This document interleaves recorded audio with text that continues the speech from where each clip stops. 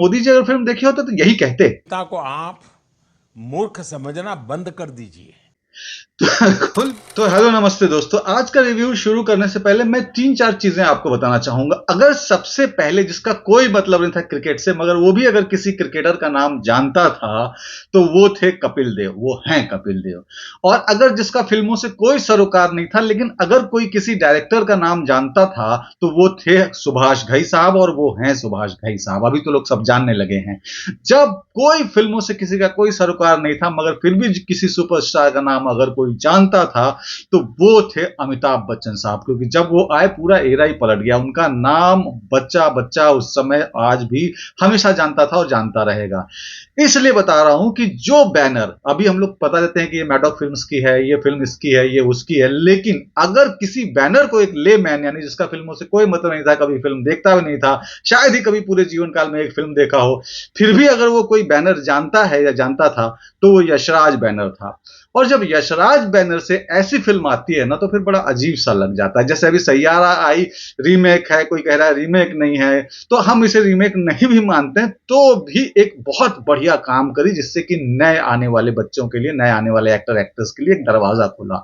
अब उसी जो है प्रोडक्शन हाउस से एक ऐसी फिल्म आती है जो साफ साफ बिजनेस के जोड़ तोड़ को बनाते हुए दिखती है, जब अगर आप इस फिल्म को देखेंगे तो। फॉर एग्जाम्पल, एक एक्टर ले लो साउथ से, यानी कन्नड़ा, तमिल, तेलुगु, मलयालम, किसी भी इंडस्ट्री का एक बड़ा स्टार ले लो जिसकी बहुत अच्छी धाक है वहां पे, तो आ गए भाई साहब हमारे जूनियर एनटीआर। उसके बाद ऋतिक रोशन तो वार फ्रेंचाइजी के थे ही, ऋतिक रोशन आ गए भाई साहब। अब दोनों की अपनी पॉपुलैरिटी है, गुरु हम कमा लेंगे। अब आती है कहानी की बारी। कहानी में मतलब पब्लिक को आप मतलब ऐसा अगर मतलब करके कहने का मतलब ये है कि कहानी मतलब कुछ है ही नहीं, लेकिन फिर भी चलिए मैं कहानी को आपको बहुत सिंपल तरीके से बताने की कोशिश करता हूं। अब वार का तो पता ही आपको, एक एजेंट है। अब इसमें सब एजेंट है, चाहे कियारा हो, चाहे ये हो, चाहे अपने एनटीआर हो, ये सब एजेंट बने हैं, बस उनका अलग अलग शेड्स है। कभी कभी वो किसी को जो है खिलाफ है किसी के, कभी एक दूसरे के साथ हैं, और तो वो आपस में भी लड़ रहे हैं। तो उसका एक कारण दिया गया है, जो कारण बिल्कुल अजीब सा है, सफिशिएंट नहीं है। हालांकि अब मानने के लिए तो आप कुछ भी मान सकते हैं भाई साहब। पहला ही सीन आप देख लीजिए कि आशुतोष राणा इतने बड़े जो है सेना के अधिकारी हैं, और सेना की कुछ महफिल चल रही है, डांस गाना चल रहा है, वहां से कट टू उनको उठा लिया जाता है भाई साहब। अगले सीन में वो बंधे पड़े हैं कहीं पर, वहां पर बोर्ड्स पे अलग अलग लोगों के जो है इमेज है, और जिसमें अलग अलग कंट्रीज का बना हुआ है नाम, और अलग अलग कंट्रीज के दुश्मन है जो आपसे बात कर रहे हैं ऋतिक रोशन साहब से। उनको उठा कर लाएंगे, भैया तुमको इनको मारना पड़ेगा।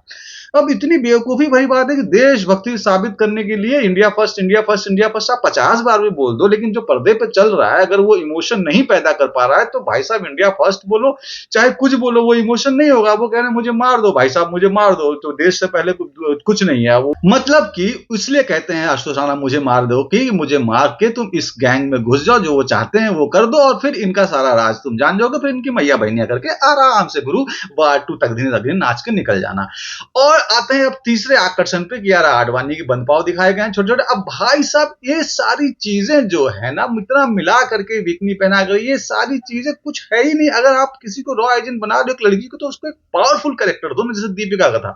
वो भी फिल्म कोई बहुत वाव फिल्म नहीं थी, लेकिन एक कैरेक्टर था, लड़ रही थी साथ साथ शाहरुख के, चल रही थी और अच्छा काम कर रही थी, कंधे से कंधा मिला करके, बाकायदा एक्शन, और उनकी एक भागीदारी थी फिल्म में। यहाँ पर कियारा आडवाणी की भागीदारी बिकनी पहन के टहलने के अलावा छोटे मोटे कुछ इधर उधर एक्शन में है, बस बहुत ज्यादा नहीं है। या ये दिखाए भी हैं तो वो बन नहीं पाती है। कुल मिलाकर के दो हीरो हैं, तो यही मेकअप करने पे पूरी फिल्म में लगा गया है कि कोई कमतर ना महसूस करे अपने आप को। इसका जो है पहला सीन इतना बड़ा है तो उसका पहला सीन इससे छोटा ना लगे। वो भाई साहब वो आंख से देख करके भेड़िया को डरा दे रहा है, भेड़िया भाग जा रहा है। अब इससे मुझे कुत्तों वाला बवाल चल रहा है ना, वो कुत्ते इसलिए ज्यादा भड़के हुए हैं और किसी को भी काट ले रहे हैं कि उनके बिरादरी के अलास्कन हस्की को आप जाकर के दिखा दे रहे हो भेड़िया, और आंख दिखा रहे हो वो चला जा रहा है। भाई उसको किसी ने पाला है और तुम अचानक से कहीं से आ रहे हो, तुमको आंख देख करके कुत्ता चला जा रहा है। कहने के लिए साइकोलॉजी तो ये है कुत्तों की या जानवरों की कि आंख में आंख डाल के देखोगे तो वो हमला करने के चांसेस ज्यादा बड़े होते हैं। तो कुल मिलाकर के ये सब चीजें। अब अच्छा, पहला ही एक्शन सीन ऐसा है कि वो बिल्कुल मतलब बड़े इजीली माचो, बड़े आराम से वाला टाइप में जीवन चल रहा है उसमें, कि मार रहे हैं, पीट रहे हैं, सब कुछ कर रहे हैं। ये मंदिर है, यहाँ तुम बंदूक नहीं ला सकते, गुंडा बोलता है, तो अब ऋतिक रोशन बंदूक छोड़ देते हैं अपने, अब तलवार से लड़ने लगते हैं। अरे भाई, तुम उसके मंदिर में घुस करके उसको मारने गए हो, तो क्या फर्क पड़ता है माचोगिरी करने से, कि जब मारने मंदिर में घुस के मार सकते हैं, लेकिन बंदूक से नहीं मार सकते गुरु, तलवार से मार सकते हैं। तो ये सब चीजें बड़ी हास्यास्पद लगने लगती हैं। अब सारा खेल जो है ना, पब्लिक को मनवा लेने का है, कन्विंस करने का है।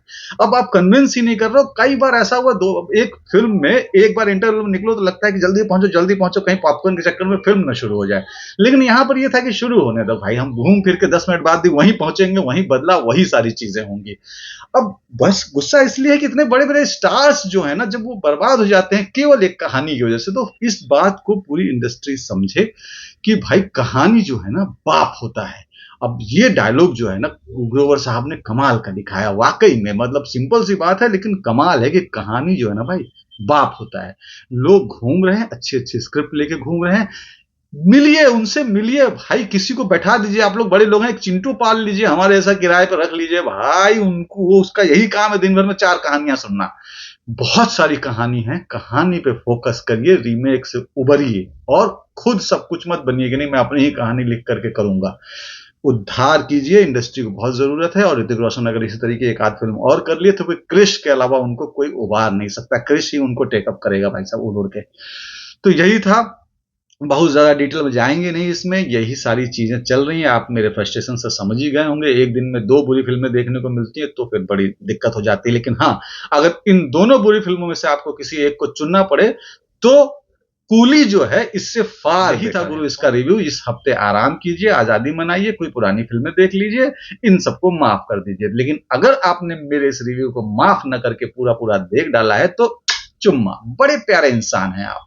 आते रहिएगा, फिर मिलेंगे यहीं इसी जगह पे। Thank you.